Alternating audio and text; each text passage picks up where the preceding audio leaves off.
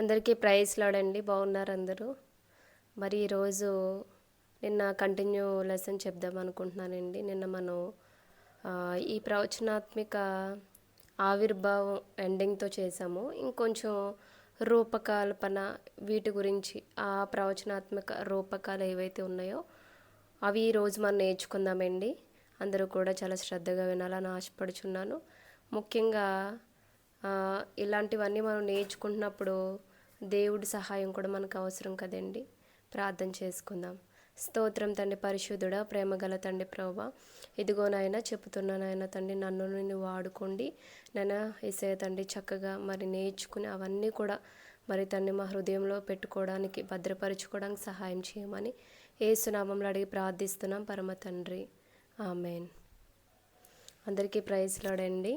మరి ఈరోజు నేను ఈ ప్రవచనాత్మక వాక్కు రూపాల గురించి చెప్దాం అనుకుంటున్నానండి. అంటే నిన్న టైం లేదు, అందుకనేసి నేను కంటిన్యూ అవ్వలేకపోయాను. అయితే ఈ ప్రవచనాత్మక వాక్కు రూపాలు అనేవి 3 రకాల వ్యాఖ్యలు కలిగి లేకపోతే 3 రకాల వాక్కులు కలిగి ఉంటాయండి. అవి ఏంటంటే, మొదటిది వృత్తాంతం, దీన్నే అకౌంట్ అంటారండి. రెండవది ప్రసంగం, స్పీచ్, మనం ఏదైతే ప్రసంగం చేస్తున్నామో అది. నెక్స్ట్ మూడవది ప్రార్థన, దీన్నే ప్రేయర్ అంటారు. అంటే ఈ ఈ ప్రవచనాత్మక వాక్కులను అయితే వాటి వాక్కు రూపాలు ఏంటి అంటే 3 విధాలుగా డివైడ్ చేశారు. ఒకటి వృత్తాంతము, రెండవది ప్రసంగము, మూడవది ప్రార్థన. ఈ 3 కూడా ఈ వాక్కు రూపాలండి. అయితే వృత్తాంతం అంటే ఏంటో ఫస్ట్ తెలుసుకుందాం బైబిల్ ప్రకారంగా. అయితే వృత్తాంతం అంటే ఏంటి అంటే ప్రవక్త యొక్క జీవిత అనుభవాలు లేదా దేవుని పిలుపును వివరించే సాహిత్య రూపం. ఏంటంటే ప్రవక్త ఎవరైతే మన ప్రవచనాత్మక ప్రవక్తలు ఉన్నారో వీరందరి గురించి మనం తెలుసుకోవడం, లేకపోతే వారికి దేవునితో ఉన్న అనుభవాలు మనం తెలుసుకోవడాన్ని సాహిత్య రూపకాన్ని వృత్తాంతం అంటారండి. రెండవది ప్రసంగం అంటే ఏంటి అంటే, యెహోవా సెలవిచ్చినది ఏమనగా యెహోవా ఆలకించుడి వంటి దైవ సందేశాలు ప్రకటన.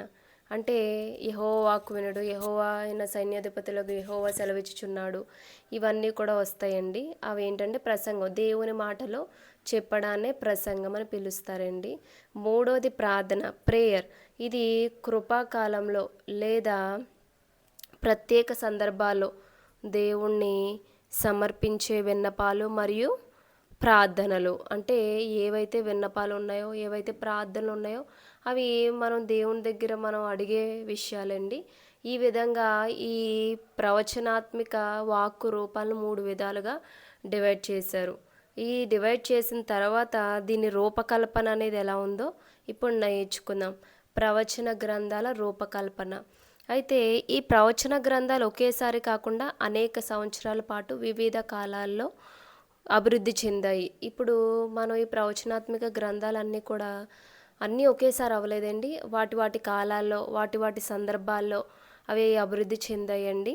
అయితే ఈ సందేహాల సేకరణ అంటే ప్రవక్తలు ప్రకటించిన సందేహాలను సేకరించి భద్రపరిచి సంపాదకత్వం చేశారు.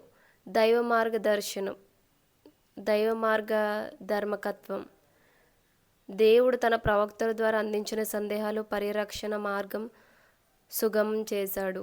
అయితే ఏంటి అంటే సందేహాలు, ఈ ప్రవచనాత్మక సందేశాలు ఏ విధంగా ఉన్నాయో వాటన్నిటినీ కూడా సేకరించడం, దాన్ని భద్రపరచడం, వాటన్నిటిని ఓ పక్కన వాటి వాటి కాలాల్లో వాటిని అభివృద్ధి చేయడం అనేది జరిగిందండి. ఈ గ్రంథాలు రూపకల్పనలోను ముఖ్య దశలు. ఈ రూపకల్పనలో ఇందాక సేకరణ, అలానే దాన్ని అమర్చే విధానం తెలుసుకున్నాం కదండి. ఇప్పుడు దీని ముఖ్య దశలు, రూపకల్పనలోనే ముఖ్య దశలు తెలుసుకుందాము. ఇందులో మొత్తం 6 దశలు ఉంటాయండి. మొట్టమొదటిగా దేవుడు ప్రవక్తకు తన వాక్యాన్ని బయలుపరుస్తాడు. ఇక్కడ మొట్టమొదటిగా దేవుడు ఏం చేస్తున్నాడండి, తన వాక్కును ప్రజలకు చెప్పమని ప్రవక్తకి బయలుపరుస్తున్నాడు. దేవుడు దర్శనాలు ఎలా బయలుపరుస్తాడు?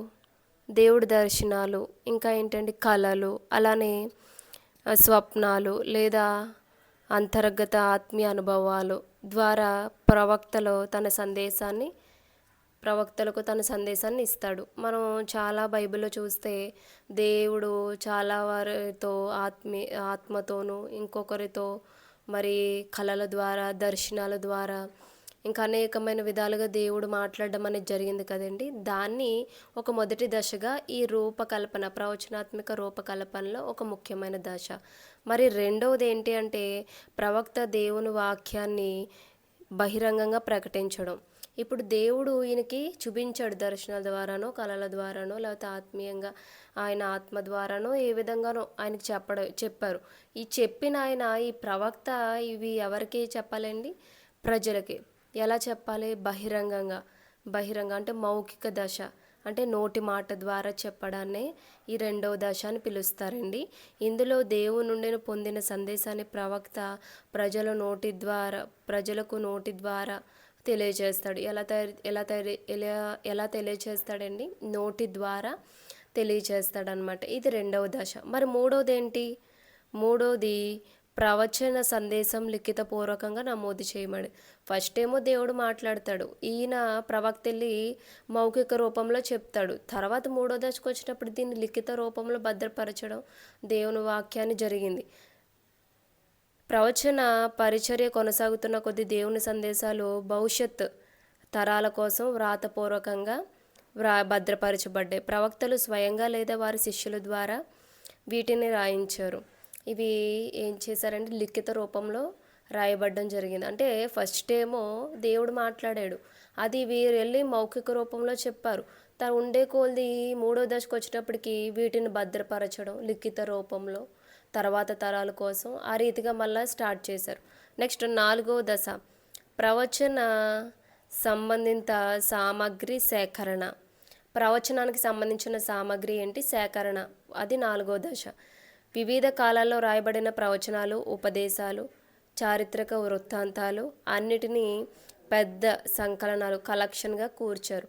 అంటే ఈ సేకరణ అమరిక, లేకపోతే ఈ సేకరణ అలానే సామగ్రి, వీటన్నిటి కాలంలో అన్ని ప్రవచనాత్మక గ్రంథాలు అన్నిటినీ కూడా, ఉపదేశాలేంటి, చారిత్రక వృత్తాంతాలేంటి, ఇవన్నీ కూడా కలెక్ట్ చేసి వాటిని ఒక చోట భద్రపరిచారు. దీన్నే నాలుగవ దశ అని పిలుస్తారు. నెక్స్ట్ ఐదవది ఏంటంటే సవరణ మరియు అమరిక. సేకరించిన సాహిత్య వేదాంతపరమైన ప్రవచనాలు క్రమబద్ధీకరించి సవరించి నేడు మనసుకు పూర్తిగా పుస్తకాలుగా రూపొందించారు. ఇవి ఎలా సేకరణ చేశారంటే వారి సాహిత్య వేదాంతపరమైన ప్రవచనాలను తీసుకుని అవి క్రమబద్ధీకరించి ఒకదాన్ని ఒకటి క్రమంగా పెట్టి దాన్ని సవరించి ఇప్పుడు మనకి పుస్తకంగా దాన్ని ఇవ్వబడడం అనేది జరిగిందండి. అది ఐదవ దశలోకి వస్తుంది. మరి ఆరవ దశ అంటే ఏంటంటే క్యానోనైజేషన్. ఏంటండి? క్యానోనైజేషన్ పవిత్ర గ్రంథంగా గుర్తించారు. ఈ 6 దశలో ఒక పవిత్ర గ్రంథంగా గుర్తించడం అనేది జరిగింది. అది సమాజము ఈ ప్రవచన రచనలు దైవికంగా మరియు అధికార పరంగా కూడా గుర్తించడం అనేది జరిగింది. ఈ క్యానోనైజేషన్ ద్వారా అవి పవిత్ర గ్రంథాల్లో భాగమయ్యాయి. కాబట్టి ఫస్ట్ ఏమో దేవుడు మాట్లాడాడు, అది ప్రజలకు వీరు మౌఖిక రూపంలో ప్రవక్తలు చెప్పారు. మూడవ దశలో దీన్ని లిఖిత రూపంలో భద్రపరిచారు. మరి నాలుగవ రూపంలో సామగ్రి మరియు సవరణ. ఇవి ఎలా చేశారు అంటే ఆయా కాలాల్లో రాసినవన్నీ భద్రపరిచి ఉపదేశాలు, వృత్తాంతాలు ఇవన్నీ కూడా. అలానే ఐదో దశలో సమరణ మరియు అమరిక. ఇందులో ఆ కాలాల్లో రాసినవన్నీ కూడా వారు భద్రపరచడం అన్నీ చేశారు. వీరు సేకరించారు, వారి క్రమబద్ధీకరంగా పెట్టి ఒక పుస్తకంలా తయారు చేయడం అనేది జరిగింది.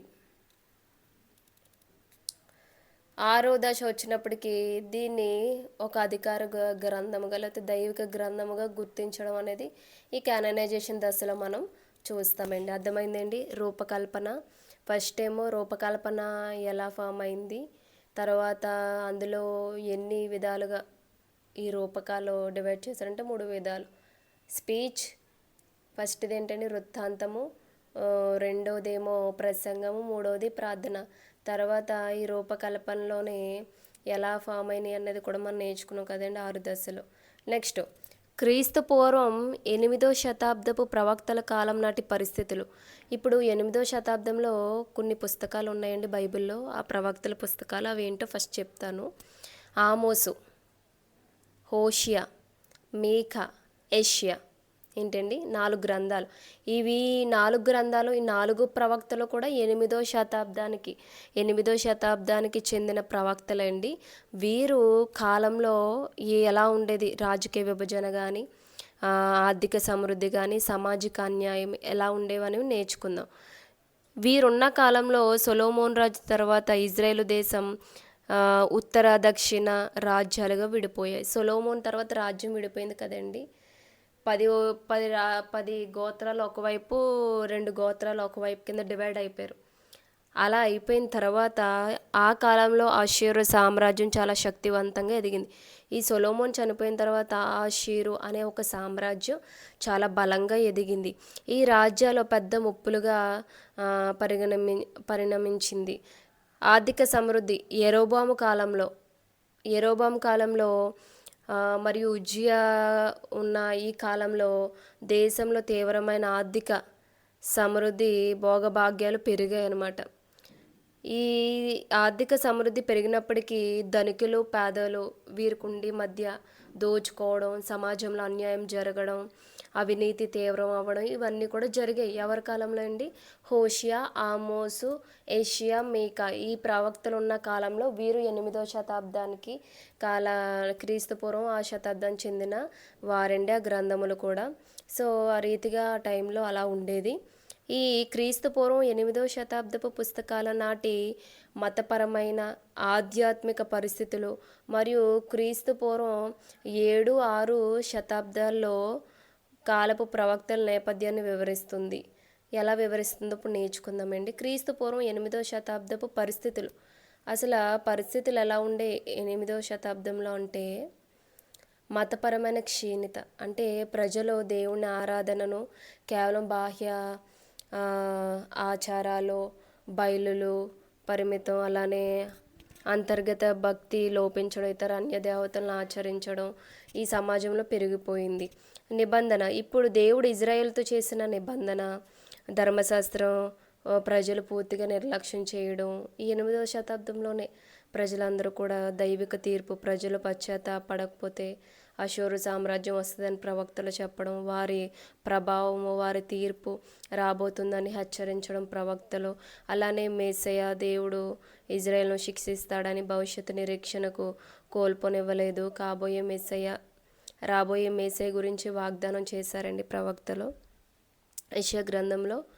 ఈ నిజమైన ఆరాధన కేవలం బళ్ళు అర్పించడం కాదు, సమాజంలో నీతి, న్యాయములు, అలానే నిజాయితీ, దేవుని మీద నమ్మకం ఇవన్నీ ఉంచడం కూడా ఒక నిజమైన ఆరాధనని ప్రవక్తలు బోధించేవారండి 8వ శతాబ్దంలో.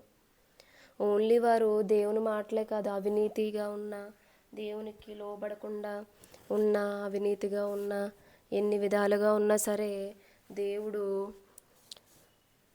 వారిని ప్రవక్తల ద్వారా హెచ్చరించేవాడండి.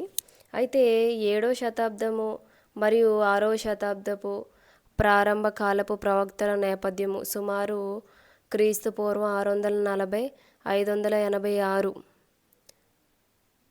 ఈ రాజకీయ అస్థిరత అంటే ఈ క్రీస్తు పూర్వం 7వ శతాబ్దంలో 6వ శతాబ్దం చెప్తున్నానండి. ఇప్పుడు 8వ శతాబ్దం అయిపోయింది కదా. ఇప్పుడు 6వ శతాబ్దంలో క్రీస్తు పూర్వం 650-556 కాలంలో ఈ రాజకీయ అస్థిరత, అలానే అష్షూరు పతనం, బబులోను ఎదుగుదల, యెషయా రాజు వారి మత సంస్కరణలు, అలానే సంస్కరణల వైఫల్యం ఇవన్నీ కూడా ఈ యెషయా మరణం తర్వాత వచ్చిన రాజులు మరియు ప్రజలు తిరిగి విగ్రహారాధన వైపు మళ్ళడం, సంస్కరణ తాత్కాలికంగానే నిలిచిపోయాయి అన్నమాట. మళ్ళా యెషయా రాజు మత సంస్కరణలు ఎలా ఉండే అంటే, ఈయన క్రీస్తు పూర్వం 609 దేశంలో అనేక మత సంస్కరణ ప్రవేశపెట్టి అన్య దేవతలన్నింటినీ కూడా తొలగించడానికి ప్రయత్నించాడు ఈ యెషయా గారు. ఈయన మరణించిన తర్వాత మళ్ళీ యథావిధి తథాస్థితికి ప్రజలందరూ రావడం ఇవన్నీ కూడా మనం 6వ శతాబ్దంలో ఈ యెషయా ప్రవక్త దగ్గర మనం చూస్తామండి.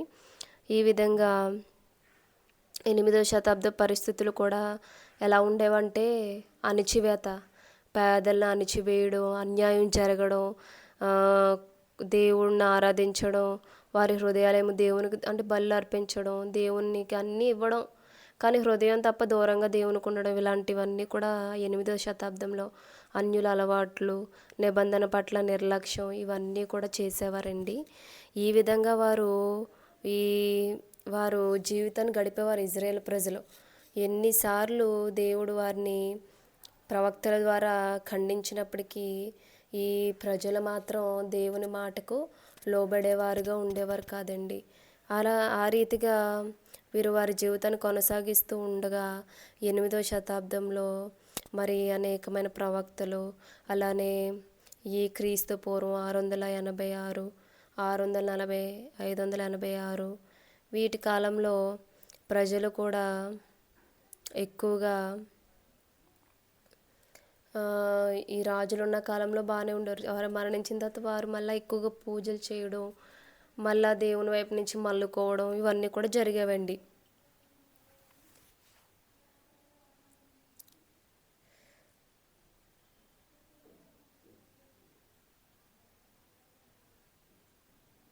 ఈ 7వ శతాబ్దంలో 6వ శతాబ్ద ప్రారంభకాలపు ప్రవక్తల నేపథ్యము ఎవరు అంటే జెఫన్యా అండి. జెఫన్యా, నహూము, ఇర్మియా, హబకూకు మరియు హెస్కేల్.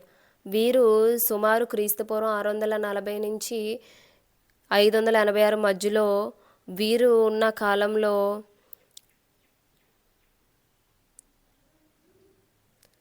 నైతిక భ్రష్టత్వం కొనసాగించేవారు అందరూ కూడా. అలానే క్రీస్తు పూర్వం 586లో యెరూషలేం మరియు సొలొమోను ఆలయం నాశనం చేయబడ్డాయి. ఈ శతాబ్దంలో, ఏ శతాబ్దం అండి, 7వ శతాబ్దంలోనే ఈ సొలొమోను మందిరం పడిపోవడం, దాన్ని నాశనం చేయడం, అలాగే భవిష్యత్తులో జరిగిన పునరుద్ధానపై నిరీక్షణ వంటి వాటిపై ప్రాధాన్యత ఇవ్వడం అనేది జరిగిందండి ఈ దశలో.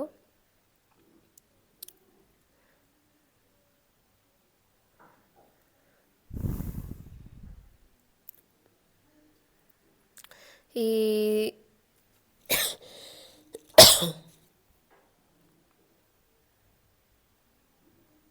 వాగ్దానాల ప్రకారం చివరికి తన ప్రజలు తిరిగి పునరుద్ధరిస్తాడని వారి ప్రధాన ఈ ప్రవక్తలు ఏం చేసేవారంటే మళ్ళా దేవుడు మిమ్మల్ని పునరుద్ధరిస్తాడని, అలానే మీరు తిరిగి దేవుని వైపు రావాలని ప్రవక్తల ప్రధాన సందేశం కింద వారు ఇజ్రాయేల్ ప్రజలను అన్ని విధాలుగా వారు ప్రవక్తలు వారిని నడిపించేవారండి, హెచ్చరించేవారు. అన్ని విషయాల్లో కూడా ఈ ప్రవక్తలు వారిని క్రమబద్ధీకరంగానే నడిపించేవారండి. అయితే దేవుడు ఈ ప్రవక్తల కాలంలో కూడా దేవుడు వీళ్ళతో మాట్లాడడం, మాట వినకపోతే వీళ్ళ ద్వారానే మళ్ళా ఆయన కోపాన్ని వెల్లడి చేయడం అన్నీ కూడా ఈ ప్రవక్తల ద్వారా దేవుడు మరి చేసేవాడండి. అయితే ఈ ప్రవాసకాల ప్రవక్తల నేపథ్యము సుమారు క్రీస్తు పూర్వం 586, 539లో ఉందండి. ఈ ప్రధాన ప్రవాస ప్రవక్తలు ఎవరు అంటే హెస్కేలు, దానియేలు. వీరిద్దరి కాలంలో బబులోను సామ్రాజ్యము చాలా విధిగా ఉండేదండి. అయితే దేవుని సన్నిధి, ఆయన నిబంధన మరియు ఇజ్రాయేల్ భవిష్యత్తు గురించి ప్రశ్నలు లేవనెత్తింది. ఈ దశలో ఇక్కడ ఈ ప్రవక్తలు ఎవరైతే హెస్కేల్, దానియేలు వీళ్ళు ఉన్నారో వీరు వాగ్దాన దేశానికి వెలుపల కూడా దేవుడు సర్వాధిపతి అయిన దేవుడు ఉన్నాడని ఈ ప్రవక్తలు ప్రకటించేవారు. అంటే ఓన్లీ ఇజ్రాయేల్కి మాత్రమే దేవుడు కాదు, ఈ బయట ఉన్న స్వదేశపు వారికి కూడా, వేరే దేశపు వారికి కూడా, లేకపోతే బయట ఉన్న ప్రజలకు, ఇజ్రాయేల్ ప్రజలకే కాదు బయట ఉన్న ప్రజలకు కూడా ఈ దేవుడు అందరికీ కూడా వాగ్దాన దేశానికి వెలుపల కూడా దేవుడు సర్వాధిపతిగా ఉన్నాడని ఈ దానియేలు, హెస్కేలు ప్రవక్తలు మాట్లాడేవారండి. వారికి ప్రకటించేవారు ఇజ్రాయేల్ ప్రజలకు. అయితే వారు తమ హృదయాల్లో మరియు ఈ రాబోయే రోజుల్లో అన్నీ కూడా వీరు సుమారు అన్నీ కూడా ప్రవక్తలు వీరికి బయలుపరుస్తూ ఉండేవారండి అన్ని విషయాల్లో కూడాని. మరి దేవుడు ఓన్లీ ఇజ్రాయేలుకి మాత్రమే కాదు, స్వదేశాల్లో ఉన్న బిడ్డలకు కూడా దేవుడు సర్వాధిపతి అయిన దేవుడై ఉన్నాడని వారు గ్రహించేవారు ఈ ప్రవక్తల ద్వారా అన్నమాట. నెక్స్ట్ బందీవాసనంతర ప్రవక్తల కాలం నాటి నేపథ్యం. వీరు ఎవరంటే హగ్గాయి, జకరయ్య మరియు మలాకి. వీరు సుమారు క్రీస్తు పూర్వం 538 430 నాటి కాలంలో వారండి. వీరు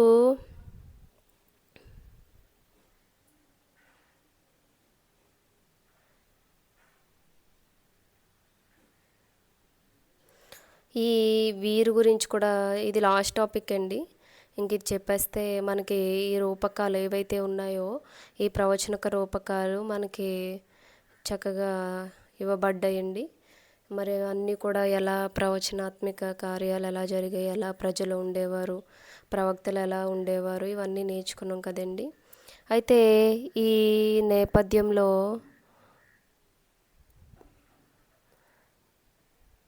ఈ ప్రధాన ప్రవక్తలో బబులోను సామ్రాజ్య ప్రభావం, ఆధ్యాత్మిక ప్రశ్నలు, అలాగే సౌరభౌమ అధికార ప్రకటన, నూతన నిబంధన వాగ్దానం ఇర్మియా, హిజ్కేలు గ్రంథంలో మనకి ఈ ప్రవాసకాల ప్రవక్తల నేపథ్యంలో కనిపిస్తాయండి. నెక్స్ట్ బందీవాసానంతర ప్రవక్తల కాలం నాటి నేపథ్యం అండి. హగ్గాయి, జకరయ్య మరియు మలాకి. వీరు సుమారు క్రీస్తు పూర్వం 538 430 కాలంలో వీరు కోరేషు శాసనం అంటే పారశిక రాజ్యమైన ఈ కోరేషు క్రీస్తు పూర్వం 539లో బబులోనును జయించి ఆ యూదులు తమ స్వదేశానికి తిరిగి వెళ్ళడానికి, యూదులు ఎవరైతే ఉన్నారో వారు తమ స్వదేశానికి వెళ్ళాలని అనుమతి ఇవ్వడం, ఒక శాసనాన్ని జారీ చేయడం అనేది ఈ కోరేషు కాలంలో జరిగిందండి. ఎదురైన సవాళ్ళు, మళ్ళా తిరిగి వచ్చిన యూదులు శిథిలమైన నగరాన్ని, ఆర్థిక ఇబ్బందులు, పొరుగు దేశాల నుండి వ్యతిరేకతలు మరియు ఆధ్యాత్మిక నిరుత్సాహాన్ని వీరు ఎదుర్కోవడం అనేది కూడా జరిగిందండి. అయితే రెండవ దేవాలయం అంటే ప్రవక్తల ప్రోత్సాహంలో క్రీస్తు పూర్వం 516లో రెండవ దేవాలయం నిర్మాణం పూర్తయింది. ఎవరండి? ప్రవక్తల ప్రోత్సాహంతో. మతపరమైన సరిదిద్దడం, మతపరమైనవి దేవుని ఆరాధనలో నిర్లక్ష్యం వేయడదని, అలానే నిజమైన ఆధ్యాత్మికను కలిగి ఉండాలని ప్రజలకు హెచ్చరించారు ప్రవక్తలు. ఎలా హెచ్చరించేవారంటే ఓన్లీ మనం ఆరాధన క్రమం తప్పకుండా పాటించడమే కాదు, హృదయంలో కూడా దేవునికి మనం చోటు ఇవ్వాలి, హృదయంలో కూడా దేవునికి ప్రాధాన్యత ఇవ్వాలని వీరు హెచ్చరించడం అనేది జరిగిందండి. భవిష్యత్ నిరీక్షణ, దేవుడు తన మహిమతో తిరిగి వస్తాడని మరియు మెస్సే ద్వారా తన రాజ్యాన్ని స్థాపిస్తాడని నిరీక్షణను ఇచ్చారండి. ఈ విధంగా ప్రవక్తలు వారి వారి కాలంలో, వారి వారి సందర్భంలో, వారు ఉన్న ఈ శతాబ్దాల్లో దేవుడు వీరితో చెప్తున్న ప్రతిదీ కూడా వీరు వెల్లడి చేస్తూ ఉండేవారండి ప్రవక్తలు. ఈ విధంగా దేవుడు ప్రవక్తలు వాడుకునేవాడు. వారు రాసిన పుస్తకాలు ఆయా సందర్భంలో వాటిని క్రమబద్ధీకరించి వాటిలో ఆ కాలంలో అధికంగా ఈ ప్రవక్తలు ఓన్లీ దేవుని సువార్తను చెప్పడం లేకపోతే దేవుని మాటలు చెప్పడమే కాదండి, ప్రతిదీ కూడా చెప్తూ ఉండేవారు ప్రజలకి. ఆ రీతిగా ఉండేదండి. ఈ విధంగా దేవుడు మరి చక్కగా మనకు అర్థమయ్యేటట్టు ఈ రూపకల్పన మనం తెలుసుకున్నాం కదండి. మళ్ళా రేపు నెక్స్ట్ లెసన్ లేకపోతే నెక్స్ట్ వేరే ఒక సొలొమోన్ రాజ్యం గురించి మనం తెలుసుకుందామండి. ఇక్కడతో మీ అందరికీ అర్థమైందని నేను అనుకుంటున్నాను. దేవుడు చక్కటి జ్ఞానం ఇచ్చి నడిపిస్తున్నాడు. ఇంకా మనల్ని జ్ఞానంతో నింపాలని అందరూ కూడా ప్రార్థన చేసుకుందామండి. మళ్ళీ రేపు కలుసుకుందాం. అందరికీ కూడా ప్రైజ్ లార్డ్.